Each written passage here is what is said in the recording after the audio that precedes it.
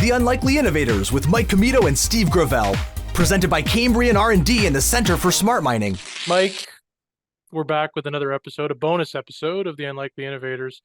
Growing up, I was a huge fan of the legal dramedy, Ally McBeal. And I understand from our guest today that perhaps the legal profession is not exactly how it was depicted on shows like that. No. We're, of course, talking about our guest, Stephanie Curcio, who is the CEO and co-founder of NLPatent. And we learned a lot about how they are using AI to make patent law functions and patent searches much, much easier for their clients. And I can't imagine an episode of Ally McBeal where they'd be talking about generative AI and patent law. They may. I mean, if the show got a reboot, Steve, you never know what kind of That could topics be. they'd have to be dealing with today. I know that it hasn't come up on the Lincoln Lawyer. I'll say that it's probably the only. Although I am not up to date on that show. I kind of got over it a little bit. You're painting yourself into a corner. Yeah. But no, I mean, I think it was great to have Stephanie on today. Like, you and I definitely learned a lot. She's a bit of a powerhouse, having a neuroscience background, accidental law degree, now kind of straddling both worlds, when it comes to the large language learning model that, she's now scaled through NLPatent to kind of help reduce. I love the tagline that they use, to skip the haystack, find the needle. Yeah. But again, I think even, the example that you shared, I won't spoil it, but I think it's relevant, to anyone that's kind of working in this space, but certainly I think with the researchers and individuals that are developing, IP that they want to protect, I could see this being an incredible tool and software that they could use to better expedite that process, not only on their side, but also for the lawyers that are working with them to protect that IP. So I think, in the interest of not referencing any other shows like Suits, that Stephanie's probably saying like, God, guys, just get to the interview, because we already talked about how this is not like real life and it's not what she's doing now. But I think on that note, we'll go right to Stephanie and hear more about her and NLPatent. Okay, so we're back and we're pleased to be joined by Stephanie Curcio. She is the CEO and co-founder of NLPatent, makers of an industry-leading AI patent search platform used by top law firms, innovative companies, and research universities around the world. Her work at the intersection between AI and patent law has made her a sought-after expert on matters regarding AI and IP, including advising national patent offices on AI policy. She holds leadership positions at IP organizations in Canada and the US, and has consistently been recognized as a global leader in IP strategy, IAM Strategy 300, and a powerful woman in IP, WIPF. And we are now so pleased to have her on the podcast. She's now a guest on Unlikely Innovators. Stephanie, welcome to the show. Awesome. Thank you so much for having me. I'm super excited to be here. Well, we're super excited to have you. And we typically, this is a bonus episode for us because, we're doing it Zoom. This year we've been doing in-person podcasts. You talked about how you're about to go to San Francisco. Sudbury is obviously not quite in the same stratosphere, especially at this time of year when it comes to San Francisco. So we don't begrudge you for not coming to Sudbury. But one of the things we always do, regardless if it's a bonus episode or, the standard episode that we roll out, is because the show is called The Unlikely Innovators, we like to kind of talk about, the career paths that our guests have taken and whether they were unlikely or maybe, they seem unlikely, but after talking to our guests, we realized that actually it kind of made sense that you went on this trajectory. So, given, what we're going to talk about later with NLPatent, did you always envision getting into law, or maybe tell us about how you kind of went down that path? I fell into law as an accident. So I have a science degree. So I studied neuroscience at the University of Toronto and worked in neuroscience research before I went to law school.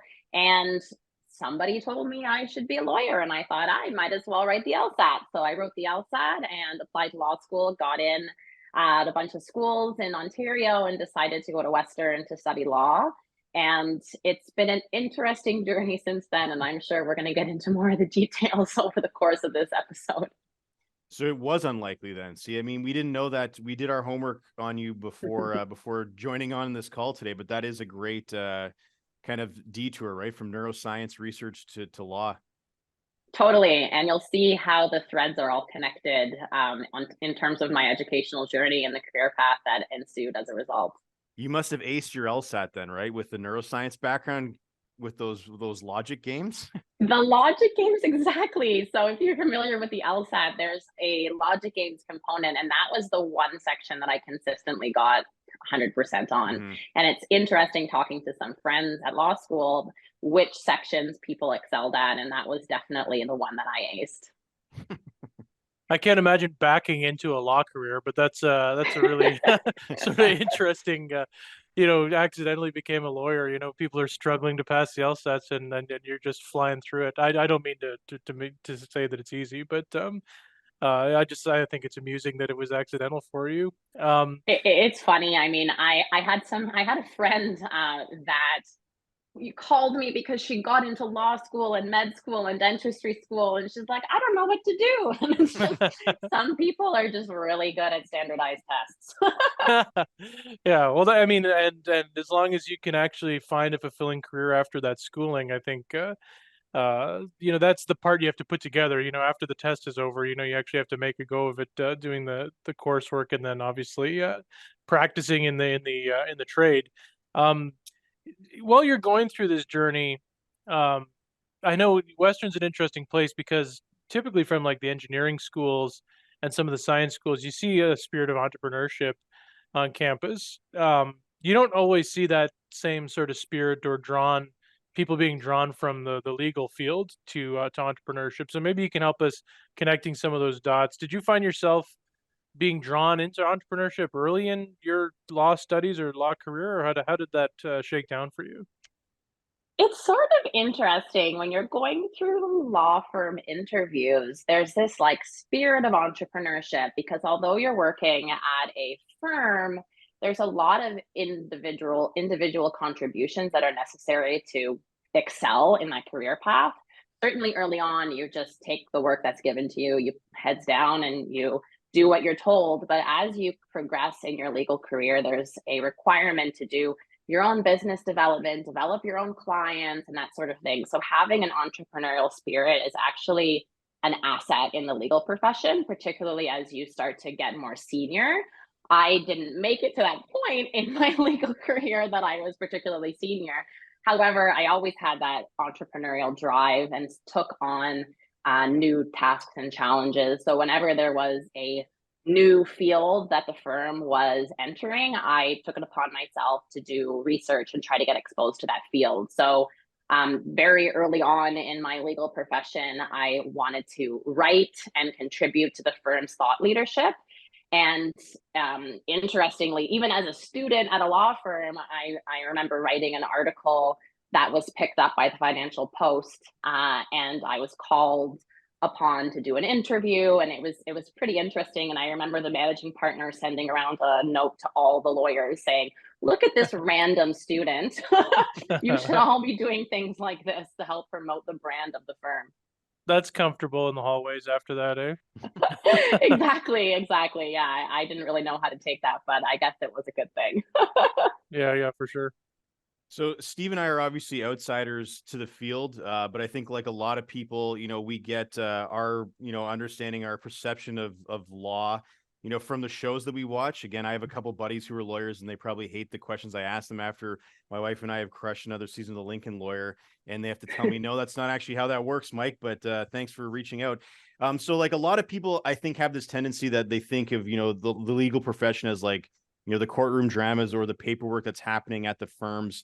But can you also talk about, some of the innovative and entrepreneurial work that's happening, in the legal field? And we're going to get to NLPatent, but I think maybe more broadly, can you maybe shed some light on, some of the innovative work that's happening that we probably don't see in these courtroom dramas necessarily?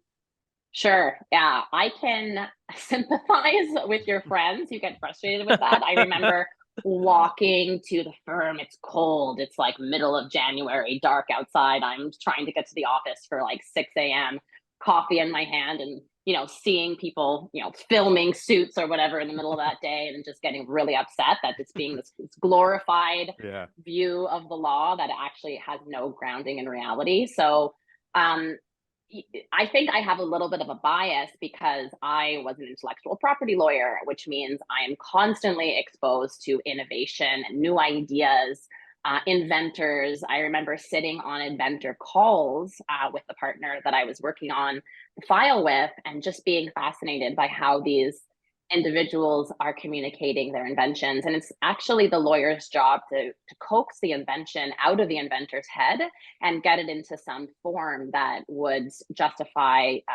protection through intellectual property rights through obtaining a patent. So it's quite interesting, the juxtapose, I guess, between the lawyer's job and then the researcher's job. The researcher is just, communicating what their invention is.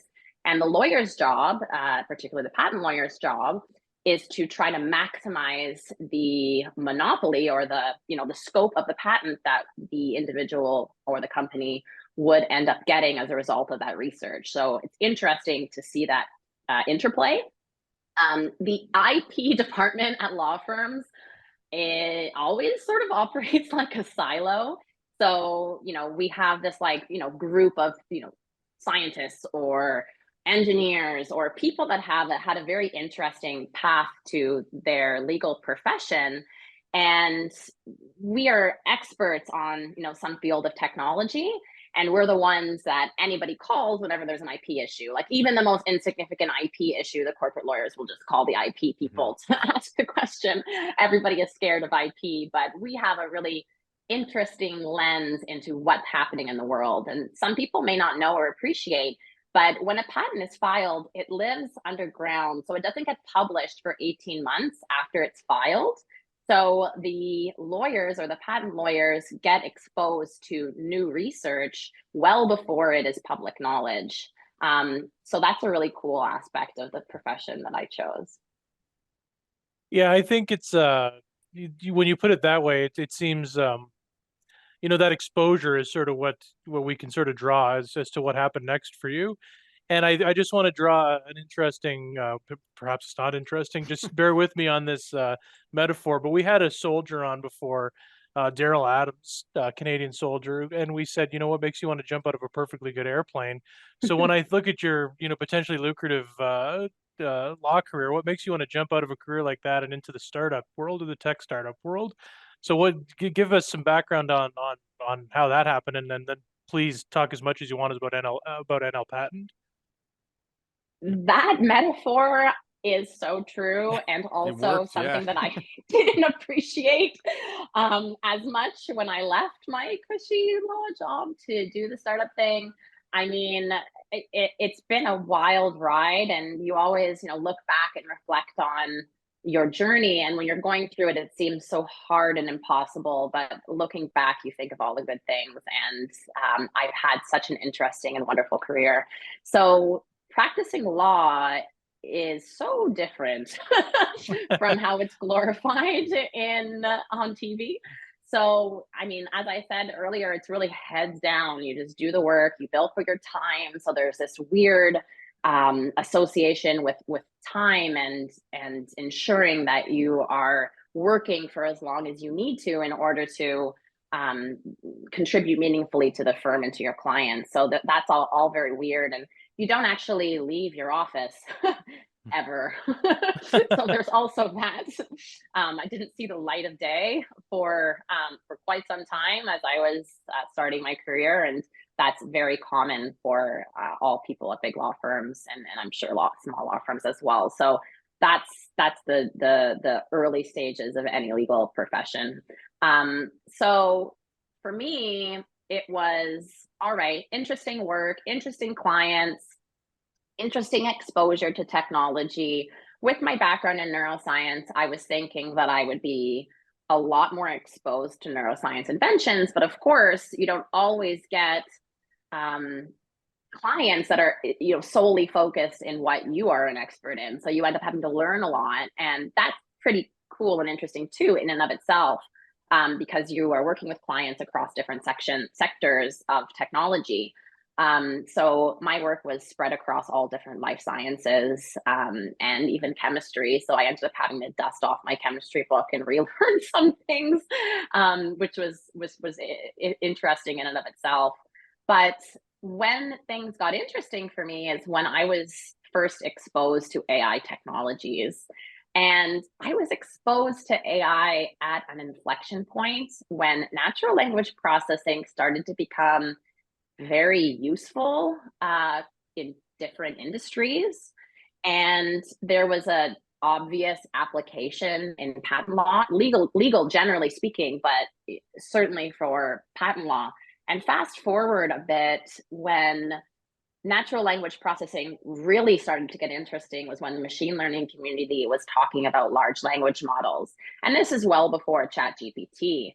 This is when the machine learning community was uncovering this very interesting new way of analyzing and understanding and interpreting language. And bells went off, like, this is so obviously applicable in the patent context.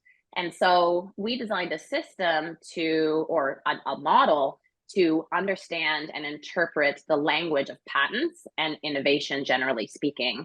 And that ended up solving has the potential to solve a lot of problems that exist in the patent world as you take a patent from an idea through to monetizing that invention. So yeah, I mean, there's a lot of things there, but I'll leave it at that, and happy to pull in any strings that you would like to continue to dive into.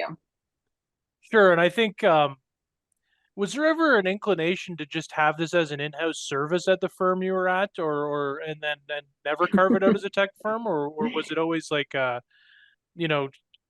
it always a company for you in your mind?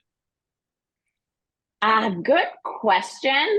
I think it always had to be its own company, mostly because the volume of like originating patent work, originating drafting work in Canada is just not very voluminous. I always tell people this fact, and I find it really interesting. So over 500,000 patent applications get filed in the US every year. How many do you think get filed in Canada? Oh, we had the guy from IPON on. Maybe we should know this already. And we had Anthony on. And we had yeah. So we should probably know that. But I'm gonna say less. If we use Price is Right rules, maybe. Well, if you think less. about the Significantly economy, less. the Yeah. US economy is about 10 times bigger, but it's actually significantly larger for patent filing. So Canada, the last time I checked, and it's been a couple of years, but Canada receives roughly 30,000 patent applications a year, which is pretty interesting. And many of those filings originate in other countries. So patents are instruments. So if you want protection in Canada, you have to file a Canadian patent application. And so Canada, in the grand scheme of things, is just a very small jurisdiction. So if this was going to have legs, it had to scale somewhere else and scale in the US first. Yeah, it makes sense. Yeah, I was actually just reading a piece in the Globe recently that, again, in terms of Canadian companies, like, I think fewer than 2% of all Canadian companies like have a dedicated R&D budget, which I think is kind of speaks to where our sector more broadly is kind of going and trying to encourage, Canadian companies to develop IP, to develop resources for R&D. That's kind of the place that we play here at Cambrian College. But before we do have a college question, but again, I think Steve and I have a tendency where we bring a guest on and we kind of dance around their company. And we brought in I talked about it in the intro a little bit, but I think we want to kind of give you the chance to maybe do an elevator pitch for NLPatent, because again, I love the tagline, skip the haystack, find the needle. So maybe before I ask you a question about how college research kind of fits into this the tech that you're developing, can you maybe just talk a little bit more about NLPatent and exactly what it does and how researchers and companies can access it as a tool to protect their IP? Absolutely. So NLPatent, as I sort of alluded to, we've developed this proprietary large language model to understand and interpret patent specific language, or the language of innovation, generally speaking. So historically, when you wanted to search patent data, it was really hard to do. And so it's hard for so many reasons. So when you think about some technology, anything, you look around you, technologies everywhere. There's patents in absolutely everything in your room, probably at some point in time. So even the simplest technology is very hard to distill into keywords. So, a water bottle. Is it a water bottle? Is it a receptacle of liquid? Is it a fluid holder? There's so many things so many words you can use to describe that thing.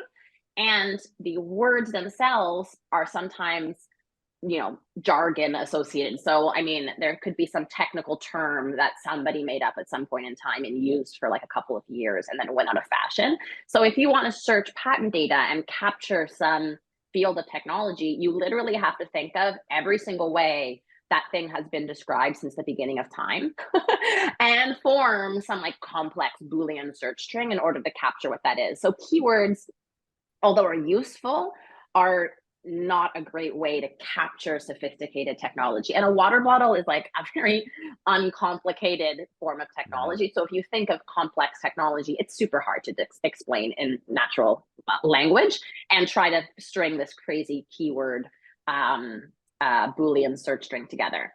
So compounding that with the fact that there's literally hundreds of millions of patents to search is a very difficult task. And we update our database every Saturday, and every Saturday we add 100,000 patents to our database.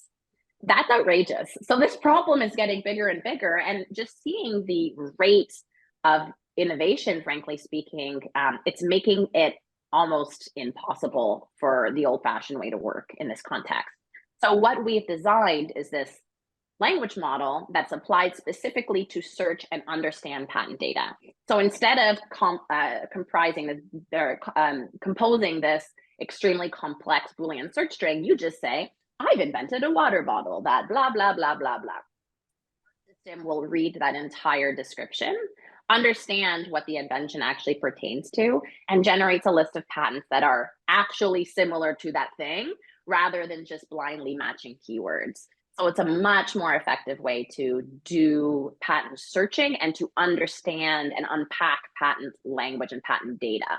So there's a lot of happy side effects with using our product and a lot of new uses, frankly, that we've uncovered by speaking to our clients, which are pretty vast. So not only are we making lawyers way better at their job by speeding up the process, one, and two, helping them uncover things that they wouldn't normally find or be very difficult to find. So a patent search could take like 5 hours the old-fashioned way. And you're not really sure if you've done a good job because there's so many things to search through. You end up with like, 100,000 patents that are returned to you using some sort of keyword search strategy. Using our system, you are much more likely to uncover things that you would not normally find because there's some obscure keyword you wouldn't have thought of. So making patent lawyers more efficient and effective at their jobs and servicing their clients, that's pretty obvious. But we're also kind of democratizing the patent process or making patent data way more accessible to people that don't understand or speak patentees or patent language.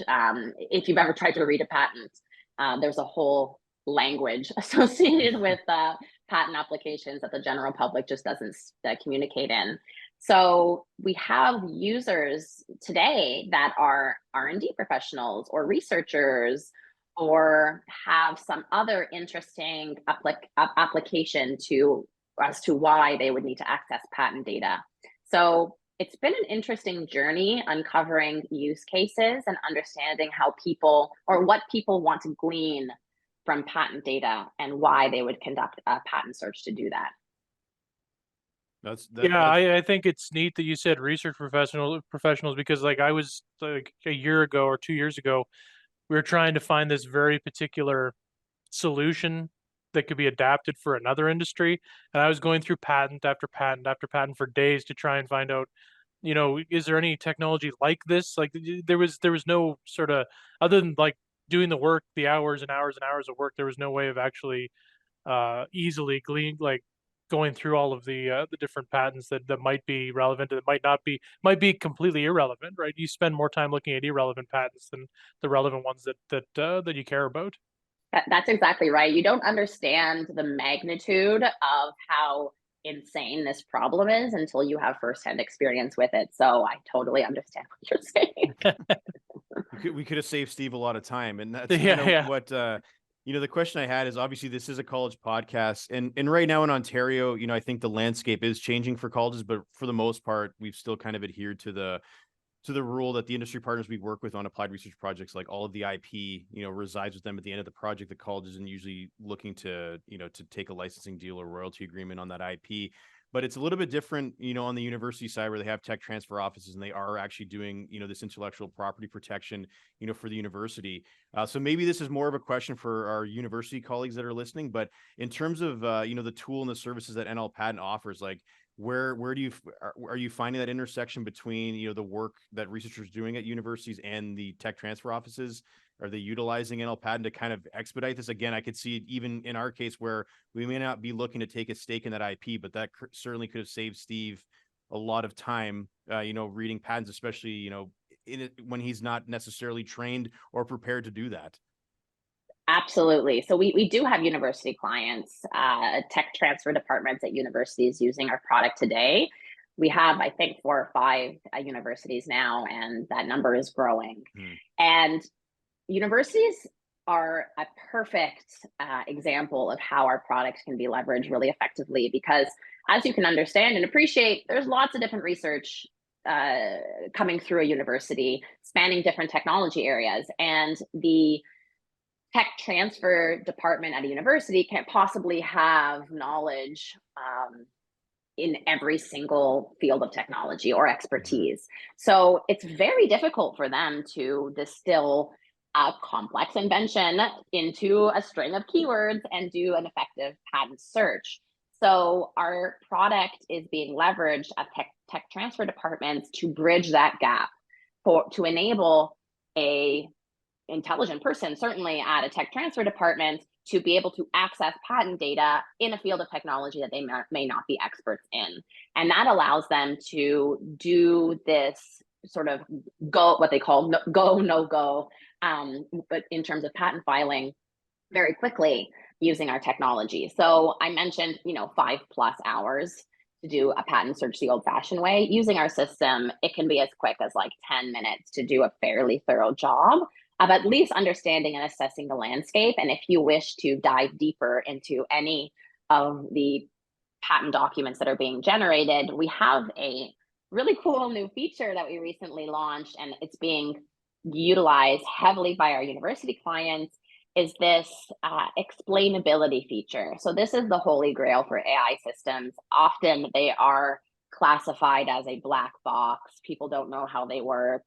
And we're trying to give our clients more visibility into why certain patents are being identified as relevant.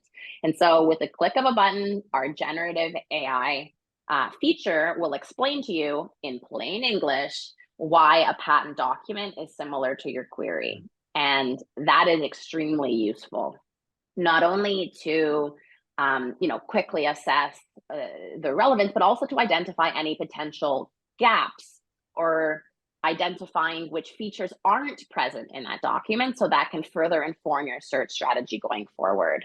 And that has been very well received at universities. The other thing universities are using our product for, which is sort of a new use case, I guess, as we've been learning more about how our clients are interacting with the product, is to identify potential licensing opportunities for the patents that they are developing. So universities don't make things, right? They're not an operating company. They make money on the patents that are being filed and issued at the university by licensing them to other operating companies. How do they find those companies? Historically, it's been difficult, right? Yeah, it's the same sort of keyword searching, that sort of thing. But using NLPatent, you can quickly identify which companies are operating in similar spaces. You can do a deep dive into a particular company's portfolio and identify whether there might be a good fit to market that patent to be licensed to that operating company, which is really, really interesting to me, and something that we've been, kind of diving into as a result of these new clients. For the university clients also, I'll just add one more thing. We've been exploring the possibility of doing a single sign-on type engagement with the university as a whole to encourage and enable any student at the university to use NLPatent to do a search on an idea that they have. Because universities are encouraging people to be innovative, think of new ways of doing things, and to enable and encourage students to, have a handle on patent data is extraordinarily useful, and it allows them to have this like innovative spirit that they may otherwise not be able to really get into as a result of the disconnect between this like complex patent language and regular English. So having this ability is going to be a very interesting avenue for us to pursue. And even I myself, I remember being on my bike a couple weeks ago, obviously not anymore since it's cold outside. But I was wearing boots with heels, and my heels were getting sort of like damaged by the pedals of my boots. And I'm like listening to music on my bike, thinking like, I wish there was some sort of cover I could put on these pedals to protect my shoes from getting damaged by the pedals on my bike. And I thought, well, good thing I have access to all that. I can see if this already exists. And for anybody listening that is interested in this, it actually does exist, which was interesting for me to learn. I absolutely love the stories about startups. When you build a product there's some intentionality behind it. I think the product will be used like X, and I love the stories when it's like you get client feedback and you think of sort of those new ways that you never sort of envisioned. Like how the product evolves, and that you sort of makes your team go back and like evolve more and more new features, right? I love those stories, how that sort of organic business happens. And thanks so much for giving us a rundown of NLPatent. I think it's going to be, an increasingly powerful tool as those hundreds of thousands of patents get filed every year, right? One of the things that strikes me is that from what you talked about is being a law professional, it seems quite different in schedule, in types of work from being a CEO of a startup. Maybe just spend a few minutes, can you sort of give us the Venn diagram doesn't always overlap in those two worlds. Like what are the differences between those two worlds? Well, they are so different. My practice as a lawyer was actually a lot more predictable. We had deadlines and filings and things we had to respond to, but we had, often a predictable timeline in which to file them and respond to those requests, etc. Not always, especially as a junior lawyer, you don't get exposed to all of these things. And sometimes, a partner might throw something on you last minute and you're required to work late hours. But that work ethic that you develop as a lawyer is highly transferable to the startup world, because although I do have flexibility over my calendar, I mean, everything kind of stops with me. So I am the one that needs to deal with things as they arise. And whether it be something that's a predictable call that I have scheduled or something comes up that needs my attention, you just have to do it and figure it out. So it's a very different world, and the variety of tasks is very different. So everything from any like legal agreement or employment issue or accounting issue or anything related to the business, generally speaking, could pop up at any time and need my attention. So there's never a dull moment. I'll say that. We kind of touched on this as well, but again, I think as we kind of bring the conversation to a conclusion, we talked, I think, about AI and the large language learning model, and how I think there's all sorts of possibilities where this could be applied elsewhere. But maybe future thinking, where else do you see NLPatent going? Do you see this technology that you've developed and kind of scaled, developing or adapting to other areas and other sectors? What can you share about where you see the company going in the next little bit? There is enough work in the patent realm to keep us busy for many years to come. I'll tell you that. So we have tackled the first step in a multi-step journey, and we'll see where the direction of the company goes. But there's an end-to-end patent management vision for our company, where we take the idea from literally the idea stage, again, helping to coax the invention out of the inventor's head using AI and potentially some automation, taking it through the patent journey, assessing whether it's patentable, and taking it through the filing process, any prosecution that takes place, and then using some interesting analytics and AI to determine the value of that patent. Not all patents are created equally. Some patents in your portfolio might be gems and others might be total garbage. People are encouraged to file because the value of a company is sometimes measured on how many patents they have. But patents are not all equal. Some patents in your portfolio are kind of useless. You're not doing anything with it. So you should consider licensing those patents or letting them lapse. People don't appreciate that there are many, many, many fees associated with the patent process.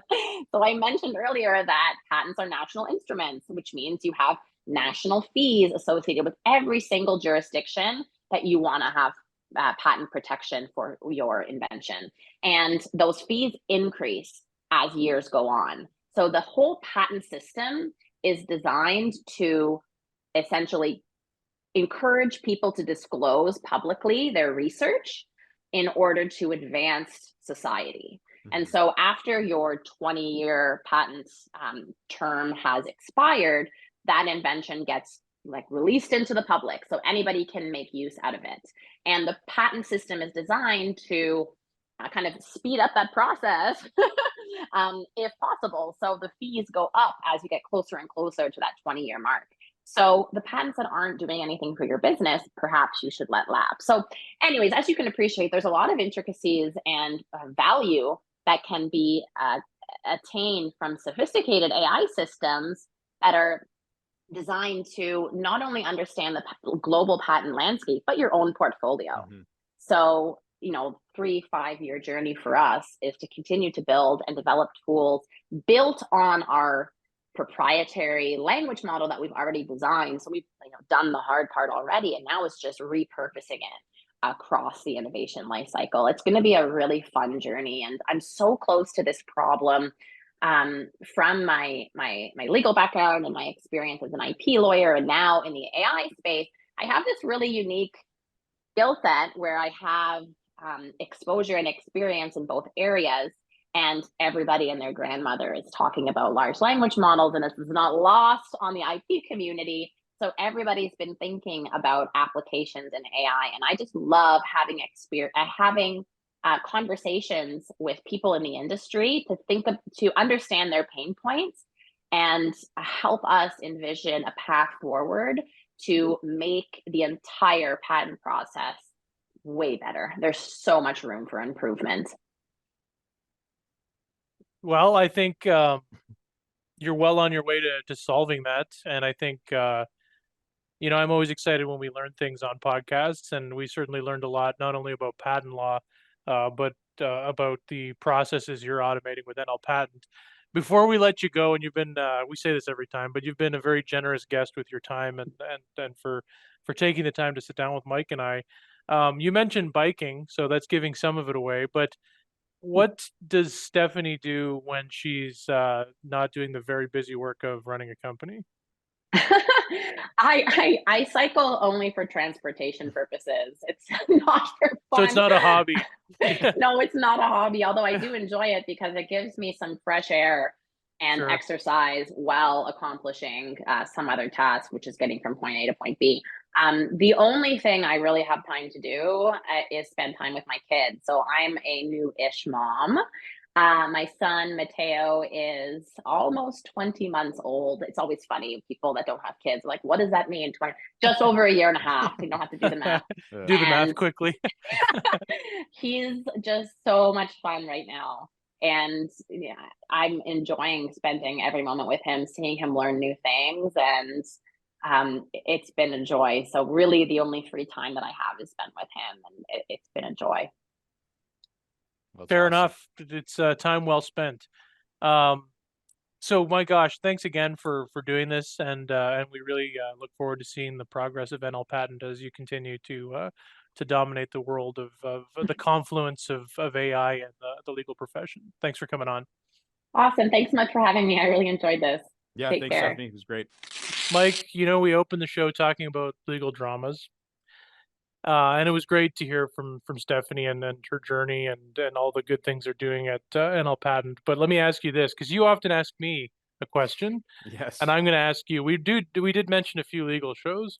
What is your favorite moment from any legal show or movie? Because I have perhaps an obvious one that I rewatch very often. But do you have any that stick in your mind? Is yours like Jack Nicholson's "You Can't Handle the Truth"? From Yes. like, is this A Few Good Men? Yeah, it is. There's so many moments in A Few Good Men yeah, it was pretty obvious. The questioning leading up to the trap that he sets for Jack Nicholson is what I'm like. You Can't Handle the Truth is, of course, the crescendo moment, but I mean the leading up to it, I think, was beautifully written. I think it's based on a John Grisham book. Is that right? No, I don't think so. Okay. Is it? Well, no, I don't think so. Okay. I'm gonna look that up. Go ahead. No, I mean, like, that's a very specific niche question that I was not prepared for you to ask me. So, like, Aaron Sorkin.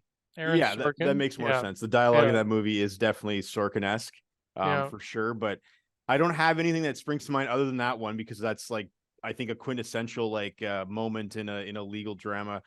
But, like, the thing I always, like, I think about often is just like I did enjoy watching Suits, like, for a time.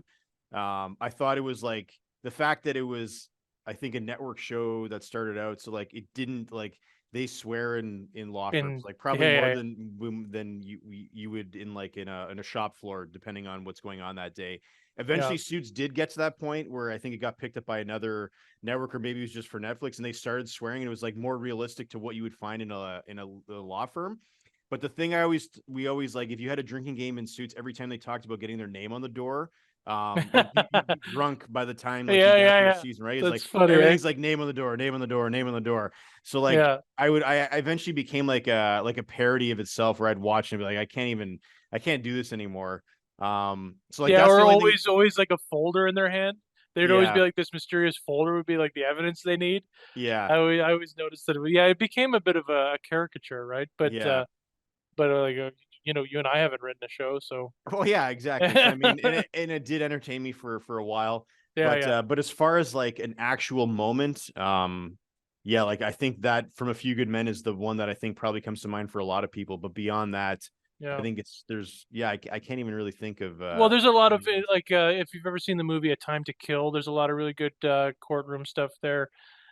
Yes, they deserve to die, and I hope they burn in hell. Yeah, exactly. Yeah, there's some great. Maybe moments. I do remember some of these movies. Yeah, well, maybe I shouldn't have sprung it on you and maybe talk to you. Anyway, let's get. We're gonna land the plane on this episode, but thanks again to Stephanie Curcio. Everyone's tuned out already, so it's all good. It's over. This is where they'd really get us, because this is where we make mistakes.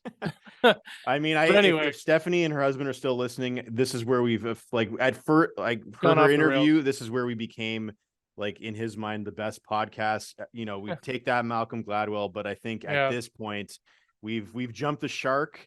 We've lost the plot. Our esteemed guest has left us to our own devices, and this is what happens. Yeah, for sure. Well, we hope to see a favorable verdict from the listeners, but until then, this was Unlikely Innovators. See you next time. The Unlikely Innovators with Mike Commito and Steve Gravel, presented by Cambrian R&D and the Center for Smart Mining.